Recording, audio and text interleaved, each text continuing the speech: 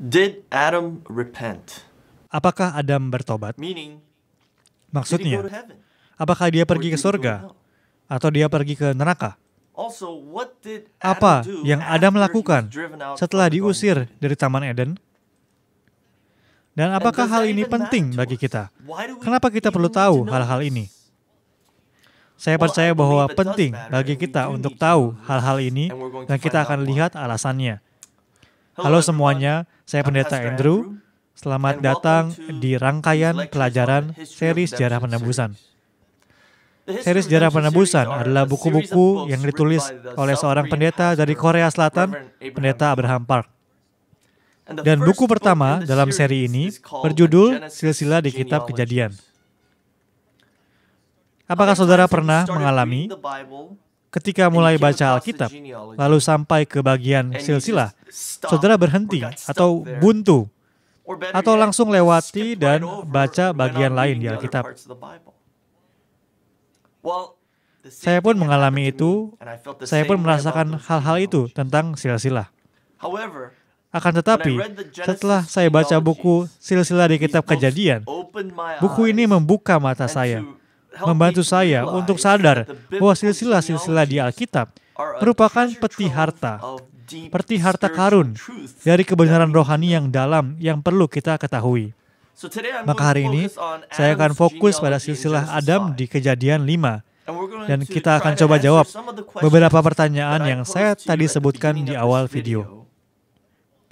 Yang So number pertama, one, apakah did Adam Adam bertobat? repent?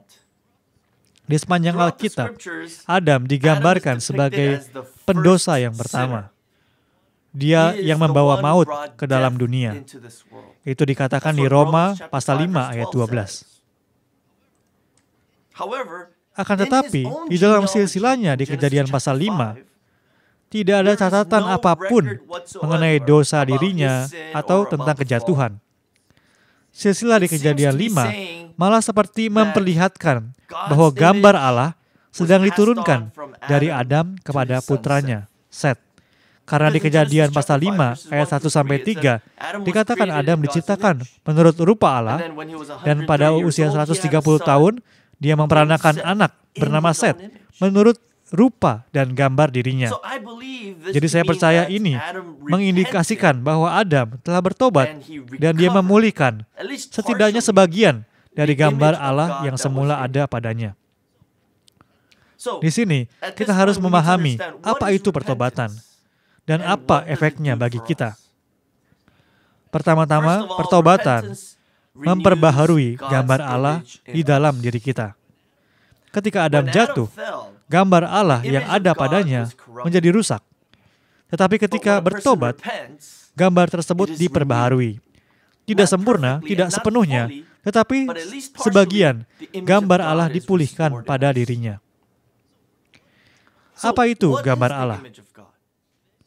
Di In the buku History of kelima Redemption seri series, Sejarah book number Penebusan, 5, Pendeta Reverend Abraham Park Park says that menjelaskan there are gambar four Allah aspects dalam to the 4 image segi. of God.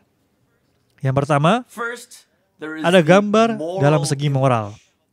Human beings Manusia have a memiliki moral gambar image Allah dalam that segi is moral, like the image of God. yaitu kita That means tahu we know apa yang what is baik good dan and apa we yang know jahat. what is evil. Namun However, setelah kejatuhan, after we fell, gambar this Allah ini image rusak, was corrupted. sehingga moral So that our manusia morality menjadi tidak is not sempurna, perfect. It's sangat very tidak imperfect, sempurna, and it is sangat flawed right dan now. cacat. And yet Tapi everybody semua still orang masih knows tahu di in their pikiran minds mereka what apa is yang good baik and what dan is apa yang right benar, and what is apa yang evil jahat and dan what apa is yang wrong. salah. That is because Itu menunjukkan that's showing bahwa us an ada inkling of the setitik moral gambar image Allah that we have. dari segi moral dalam kita. Secondly, we have the Yang kedua, rational ada and gambar Allah dalam segi intellectual. rasional dan That means the intelektual, ability to yaitu think kemampuan and untuk analyze berpikir, and menganalisa, do dan things like melakukan this. hal-hal yang demikian. That reflects Itu the merupakan image. gambar Allah. However, Namun, even gambar the dalam segi intelektual image is ini flawed pun and telah it's cacat, corrupted, so rusak, that we don't sehingga know kita perfectly. tidak bisa memahami hal-hal dengan sempurna. Thirdly, there is Yang the ketiga, spiritual ada image gambar dalam that segi is in us. rohaniah. Di John Yohanes 4 4:24 ayat says, 24 dikatakan, Allah itu roh, and those dan who barang siapa worship him menyembah dia, must worship harus menyembahnya in dalam spirit and in roh truth. dan kebenaran. Karena So Allah God itu is roh, spirit, kita so that tidak we bisa cannot see melihatnya him with dengan our mata physical jasmani. eyes. Tetapi ketika kita bertobat dan menerima Yesus Kristus, gambar rohania kita telah dipulihkan. Kita menjadi menerima roh Allah, sehingga sekarang kita bisa menyembah Allah, yang adalah roh, menyembah dalam roh dan kebenaran. Dan sekarang kita bisa berkomunikasi dengan Allah, bersekutu dengannya. Kita bisa berdoa kepada Allah, Allah mendengar kita. Juga ketika Allah menyampaikan pesan lewat firman-Nya, kita bisa mendengarnya, bisa mengerti, bisa percaya firman tersebut. Itulah bukti bahwa gambar rohania kita telah dipulihkan. Dan yang terakhir, yang keempat, ada gambar Allah yang dipantulkan oleh tubuh kita. Banyak orang berpikir bahwa tubuh kita itu sangat fasik, jahat, dan perlu dibuang. Tetapi Alkitab tidak berkata demikian.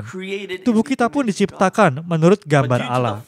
Namun karena kejatuhan, tubuh kita menjadi rusak, lemah, dan kita berdosa dengan tubuh kita.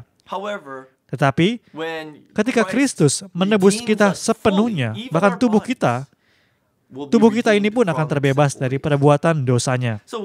Sekarang kita tahu bahwa secara moral, fisik, intelektual, kita masih cacat dalam banyak hal. Jadi bisa disimpulkan bahwa gambar Allah dalam segi-segi tersebut belum sepenuhnya dipulihkan. Akan tetapi, jika kita memiliki iman yang menuntun pada keselamatan dalam Yesus, berarti kita telah menerima roh Allah. Dan pertobatan memampukan kita untuk memulihkan gambar rohania Allah di dalam diri kita. Di Kisah 2 ayat 38 dikatakan, jawab Petrus kepada mereka, bertobatlah dan hendaklah kamu masing-masing memberi dirimu dibaptis dalam nama Yesus Kristus untuk pengampunan dosamu. Maka kamu akan menerima karunia Roh Kudus. Nah, di sini, saat kita bertobat dan menerima Yesus Kristus, kita menerima Roh Kudus. Roh Kudus itu bagian dari Allah Tritunggal, Allah sendiri, yang kita terima dalam diri kita. Dengan kata lain, gambar Allah dari segi rohania pada kita dipulihkan. Itulah sebabnya kita harus bertobat. Jadi apa itu pertobatan? Pertobatan bukanlah sekedar menyesal atau penyesalan atas kesalahan yang kita perbuat. Di Matius 27 ayat 3, Yudas Iskariot, setelah dia mengkhianati Yesus, dikatakan menyesallah ia. Dia merasa menyesal karena telah mengkhianati Yesus. Akan tetapi itu bukan pertobatan, karena di Matius 27 ayat 5 dikatakan bahwa dia gantung diri, bunuh diri. Yudas tidak diselamatkan. Jadi penyesalan tidak sama dengan pertobatan.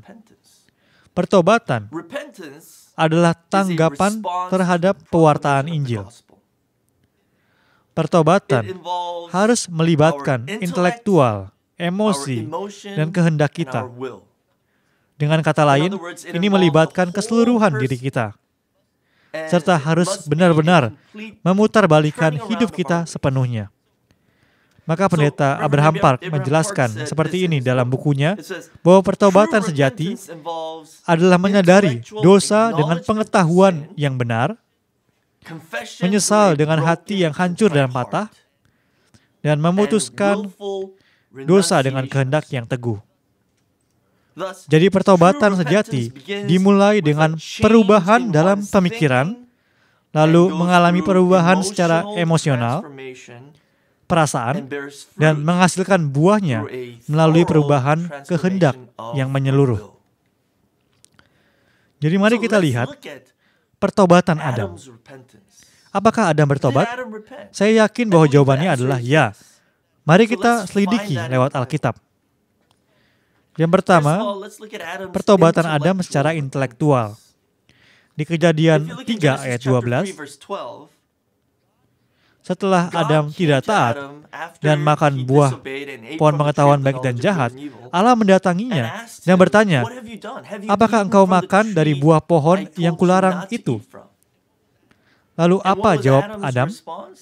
Dia berkata, perempuan yang kau tempatkan di sisiku, dialah yang memberi dari buah pohon itu kepadaku, maka ku makan. Ketika Allah mendatangi Adam dan bertanya, Allah sedang memberi kesempatan bagi Adam untuk bertobat. Inilah kesempatan. Tetapi, bagaimana jawab Adam? Adam menjawab dengan menyalahkan istrinya. Dan di saat yang bersamaan, secara tidak langsung, Adam menyalahkan Allah. Adam berkata, "Perempuan yang engkau berikan kepadaku." Jadi Adam mencoba untuk melemparkan kesalahannya kepada Allah. Dia tidak bertobat sama sekali. Dia sedang main salah-salahan di sini. Lalu di Kejadian 3 ayat 15, Allah menyatakan Injil. Kejadian 3 ayat 15 disebut sebagai proto-gospel atau proto-evangelium. Proto artinya pertama. Inilah pemberitaan pertama tentang Injil di Alkitab. Kejadian 3 ayat 15. Aku akan mengadakan permusuhan antara engkau dan perempuan ini, antara keturunanmu dan keturunannya. Keturunannya akan meremukkan kepalamu, dan engkau akan meremukkan tumitnya. Ini adalah proto-gospel. Disebut tentang keturunanmu atau keturunan perempuan. Ini adalah nubuat tentang Yesus Kristus, Sang Mesias. Ini adalah Injil yang pertama. Allah berkata, "Aku akan mengutus keturunan perempuan, Mesias, dan ia akan meremukkan kepala ular." Dan saat Adam mendengar pesan ini, ketika ia mendengar proto-gospel ini, proto-injil ini, hatinya berubah. Kenapa? Karena berikutnya di Kejadian 3 ayat 20, Adam menamai istrinya Hawa. Dia menamainya Hawa. Hawa dalam bahasa Ibrani berarti hidup. Di Kejadian 3 ayat 20 dikatakan manusia itu memberi nama Hawa kepada istrinya sebab dialah yang menjadi ibu semua yang hidup. Perihal memberi nama baru kepada istrinya memperlihatkan bahwa pada Adam ada perubahan hati. Dia menerima proto-gospel dan percaya. Di beberapa ayat sebelumnya, Kejadian 3:12, dia baru menyalahkan istrinya. Tapi setelah dia mendengar proto-gospel, dia sadar bahwa Sang Mesias akan datang sebagai keturunan perempuan. Artinya lewat istrinya. Mesias akan datang sebagai keturunannya. Itu sebabnya dia berikan nama istrinya Hawa, yang berarti ibu dari semua yang hidup. Itu bukti bahwa dia percaya pada Injil. Bukti bahwa ada perubahan hati padanya. Dia tidak menyalahkan istrinya. Dia memiliki pemahaman intelektual atas dosa dirinya. Yang kedua, kita lihat pertobatan Adam secara emosional, perasaan. Mazmur 51 ayat 17 dikatakan, "Korban sembelihan kepada Allah ialah jiwa yang hancur, hati yang patah dan remuk tidak akan kau pandang hina." Saya percaya bahwa inilah bagaimana tampaknya pertobatan secara emosional, yaitu hati yang hancur dan patah remuk. Kapan Adam mengalami pertobatan ini? Saya percaya bahwa Adam mengalami pertobatan secara emosional ketika Habel, anaknya, mati. Bagaimana mungkin orang tua tidak bertobat ketika anak sulungnya, Kain, membunuh adiknya, Habel? Dikatakan di Roma 5 ayat 12, dosa datang ke dunia ini melalui Adam. Dan Adam tahu itu. Adam tahu bahwa mereka diusir dari Taman Eden karena apa yang dia perbuat. Adam tahu bahwa dosa masuk ke manusia, umat manusia, karena dosa asal yang dia perbuat. Adam tahu seandainya dia tidak makan buah pohon pengetahuan baik dan jahat, mereka masih ada di Taman Eden, dan anaknya tidak akan terlibat perkara demikian. Jadi sebagai orang tua, Adam pasti merasakan penyesalan yang luar biasa. Hatinya hancur dan menyesal atas kematian Habel, anaknya. Saya percaya inilah saat-saat di mana Adam mengalami perubahan secara emosional, secara perasaan, dan sepenuhnya dia bertobat secara emosional. Dan yang ketiga, pertobatan yang sejati melibatkan kehendak yang kuat untuk berpaling dari dosa. Kapan Adam melakukan ini? Ini bukan satu kali terjadi, melainkan ini pertobatan yang dilakukannya secara terus-menerus di sepanjang hidupnya. Dan saya percaya Adam telah bertekad untuk berpaling dari dosa ketika ia mengalami pertobatan secara perasaan, emosional. Muncul tekad di hatinya. Tetapi tekad itu baru muncul, terlihat setelah dia memperanakan anak ketiganya, Set. Alkitab katakan, setelah beberapa waktu Allah memberi Adam seorang anak laki-laki lain bernama Set sebagai ganti Habel. Ketika Adam memperanakkan Set, Adam sadar bahwa dosanya sedang diturunkan kepada anak cucunya, keturunan-keturunannya. Saat keturunannya lahir, dalam diri mereka telah ada dosa. Tapi dia juga sadar bahwa iman karena pertobatan tidak diturunkan secara alami. Dia perlu mengajari anak-anaknya tentang iman, tentang Tuhan, dan tentang menjalani kehidupan iman. Dia sadar hal-hal itu lewat kematian Habel, anaknya. Adam berketetapan hati untuk tidak mengulangi kesalahan yang sama. Dia bertekad untuk mengajarkan firman Tuhan kepada anak ketiganya, Set. Mewariskan iman kepada Set, agar anaknya ini memulihkan gambar Allah seperti yang telah dirinya sendiri lakukan. Jadi sekarang saya sebutkan lagi pertanyaannya. Apakah apa yang Adam lakukan setelah dia diusir dari Taman Eden? Nah, inilah yang Adam lakukan. Adam menyampaikan firman Tuhan. Adam mewariskan iman kepada keturunannya. Inilah yang dia lakukan seumur hidupnya. Meskipun di luar Taman Eden, Adam terus memberitakan Injil yang telah Tuhan ajarkan kepadanya. Dia wariskan imannya. Itulah sebabnya di Kejadian 5 ayat 3 disebutkan bahwa dia memperanakan seorang anak menurut gambarnya dan menamainya Set. Gambarnya di sini adalah gambar Allah yang telah dia pulihkan lewat pertobatan. Dan dia mengajarkan itu kepada putranya, Set. Sebagai orang berdosa, kita semua, seluruh umat manusia harus dilahirkan dua kali. Yang pertama, dilahirkan secara jasmani dari ibu kita. Yang kedua, kita perlu dilahirkan secara rohani melalui firman Tuhan dan rohnya, agar kita memulihkan iman dan gambar Allah dalam diri kita. Dan sebagai orang tua, kita bertanggung jawab atas dua kelahiran ini. Bukan hanya kelahiran jasmani, tapi juga kelahiran secara rohani. Kita harus mengajarkan firman Tuhan kepada anak-anak kita. Adam gagal menjalankan tugas tersebut kepada Kain. Dan kini dia bertekad untuk menjalankannya pada Set, serta semua keturunannya yang lain. Dan Allah membuat Adam hidup panjang umur, 930 tahun, sehingga Adam punya banyak waktu untuk wariskan iman, bukan hanya kepada Set, tetapi juga bahkan kepada keturunannya yang ke-9, generasi ke-9, Lamek. Nah, mari kita lihat di sini silsilah Adam. Di Kejadian pasal 5 dicatat bahwa silsilah dari Adam sampai Nuh, generasi ke-10. Dicatat berapa usia mereka ketika memperanakan anak. Mereka hidup berapa tahun lagi, dan mereka mati di usia berapa. Saya akan rangkumkan silsilah ini. Adam berusia 130 tahun ketika memperanakan Set. Set berusia 105 tahun ketika memperanakan Enos. Enos berusia 90 tahun ketika memperanakan Kenan. Kenan berusia 70 tahun ketika memperanakan Mahalalel. Mahalalel berusia 65 tahun ketika memperanakan Yared. Yared berusia 162 tahun ketika memperanakan Henok. Henok berusia 65 tahun ketika memperanakan Metusala. Metusala berumur 187 tahun ketika memperanakan Lamek. Dan Lamek berusia 182 tahun ketika memperanakan Nuh. Inilah ringkasan dari silsilah di Kejadian 5. Dan silsilah ini mengajarkan apa pada kita? Banyak hal tentunya, tetapi saya akan fokus pada satu hal.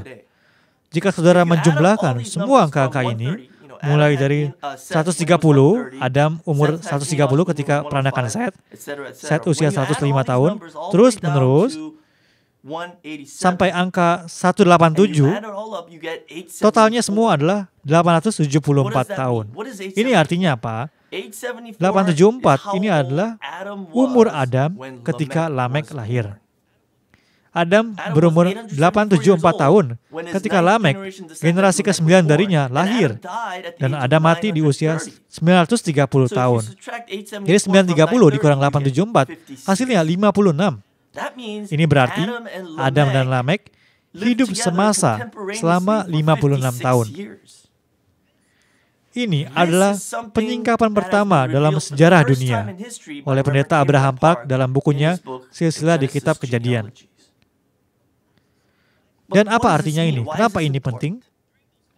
Selama 50 tahun Adam dan Lamek hidup semasa, Adam mengajarkan firman Tuhan kepada Lamek. Adam mewariskan imannya kepada Lamek. Bagaimana kita bisa tahu ini? Apakah ada buktinya? Ya, ada. Alkitab memberitahukannya pada kita. Di Kejadian 5 ayat 28 sampai 29 dikatakan, setelah Lamek hidup 182 tahun, ia memperanakan seorang anak laki-laki dan memberi nama Nuh kepadanya. Katanya, anak ini akan memberi kepada kita penghiburan dalam pekerjaan kita yang penuh susah payah di tanah yang telah terkutuk oleh Tuhan. Di sini, Lamek menamai putranya Nuh. Nama Nuh berarti istirahat atau penghiburan. Mengapa Lamek memberi nama Nuh? Alkitab memberitahu kita alasannya. Dikatakan, anak ini akan memberi kepada kita penghiburan dalam pekerjaan kita yang penuh susah payah di tanah yang telah terkutuk oleh Tuhan. Di sini Lamek mengakui bahwa kesulitan dalam hidup manusia berasal dari kutuk Allah terhadap tanah. Dia mengungkapkan harapannya agar anaknya, Nuh, menjadi orang yang akan menyelamatkan umat manusia dari kutukan. Dan yang anehnya di sini adalah kutukan yang ditimpakan atas tanah itu Allah berikan di Taman Eden. Dalam Taman Eden, Tuhan mengutuk tanah sebelum Adam dan Hawa diusir dari Taman Eden. Artinya, hanya Adam dan Hawa yang tahu tentang kutukan tanah tersebut. Di Kejadian 3 ayat 17 sampai 19, Tuhan mengutuk tanah sebelum Adam dan Hawa diusir dari Taman Eden. Jadi bagaimana Lamek bisa tahu hal ini? Lamek tahu karena Adam mengajarkannya kepadanya. Hanya Adam yang tahu ini kan? Jadi Lamek harus belajar dari Adam dan dari leluhur yang lain yang telah belajar dari Adam. Jadi seperti yang telah kita lihat di kronologi tadi, Adam dan Lamek hidup semasa 56 tahun. Mereka punya banyak waktu untuk mengajar dan belajar. Dan selama itu, Adam pasti rajin berkhotbah dan mengajari keturunannya tentang Injil, proto-gospel, tentang dosanya, tentang Taman Eden, tentang apa yang Tuhan lakukan bagi mereka, tentang pertobatannya, semua hal itu. Lebih lagi, pengakuan Lamek memperlihatkan pada kita satu hal lagi yang Adam ajarkan kepada Lamek. Itu adalah fakta bahwa Lamek mengharapkan dan percaya pada Mesias yang akan datang. Lamek berharap anaknya, Nuh, akan menjadi seorang yang menyelamatkan umat manusia dari kutuk. Dengan kata lain, Lamek berpikir Nuh akan menjadi Mesias, atau keturunan perempuan yang Tuhan utus untuk menyelamatkan umat manusia dari dosa. Itulah isi dari proto-gospel kan, di Kejadian 3 ayat 15. Adam mendengar itu di Taman Eden, lalu dia bertobat. Dan kini Lamek mengetahui isi dari proto-gospel tersebut. Inilah bukti bahwa Adam pasti telah mengajarkannya kepada Lamek. Jadi, pengakuan Lamek di Kejadian 5 ayat 28-29 adalah bukti yang jelas bahwa Adam telah mengajarkan firman Tuhan kepada Lamek. Bahwa mereka sempat bertemu, belajar mengajar, dan iman Adam diteruskan kepada Lamek. Jadi kesimpulannya, silsilah dari Adam sampai Nuh merupakan ringkasan dari seluruh sejarah penebusan. Ringkasan seluruh sejarah Alkitab, dari kitab Kejadian sampai Wahyu. Karena Adam adalah manusia pertama, kisah Alkitab dimulai dengan Adam. Dan Nuh itu siapa? Generasi ke-10. Nuh adalah manusia terakhir, manusia akhir. Di Kejadian 6 ayat 13, Allah berfirman kepada Nuh, "Aku telah memutuskan untuk mengakhiri hidup segala makhluk." Ini berbicara tentang air bah. Air bah Nuh adalah akhir dari dunia mula-mula. Tapi yang lebih penting lagi di sini, air bah Nuh adalah bayangan dari penghakiman yang akan terjadi di akhir zaman. Yesus dengan jelas katakan di Matius 24 ayat 37, sebagaimana halnya pada zaman Nuh, demikian pula halnya kelak pada kedatangan Anak Manusia. Jadi Nuh adalah bayangan dari akhir zaman, dan ia adalah bayangan dari Kristus yang datang kembali. Jadi silsilah dari Adam sampai Nuh, ini adalah ringkasan yang padat dari seluruh sejarah penebusan. Jadi apa yang diajarkan lewat silsilah ini bagi kita di hari ini? Silsilah ini mengajarkan kita bagaimana bersiap-siap untuk kedatangan Yesus Kristus kembali. Seperti Adam, kita harus bertobat. Kita harus bertobat atas dosa-dosa kita, sehingga kita dipenuhi dengan Roh Tuhan dan memulihkan gambar Allah. Dan seperti Adam, kita harus mewariskan iman kepada anak-anak kita, keturunan kita, tetangga kita, teman kita, dan siapapun yang mau mendengar.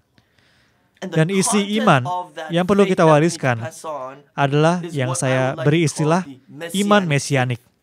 Inilah yang Adam ajarkan kepada Set, juga kepada Lamek, dan seluruh keturunannya. Dia mengajarkan tentang proto-gospel, tentang keturunan perempuan yang Allah janjikan, yaitu Allah akan mengutus keturunan perempuan, Mesias, untuk menyelamatkan kita dari dosa. Itulah isi iman yang harus kita wariskan kepada anak-anak kita dan keturunan kita.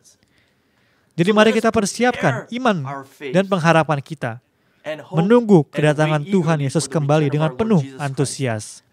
Dan cara yang terbaik untuk itu adalah dengan mewariskan iman kepada anak-anak kita. Dan dengan demikian, kiranya kita bisa menyambut kedatangan Tuhan Yesus Kristus kembali. Amin.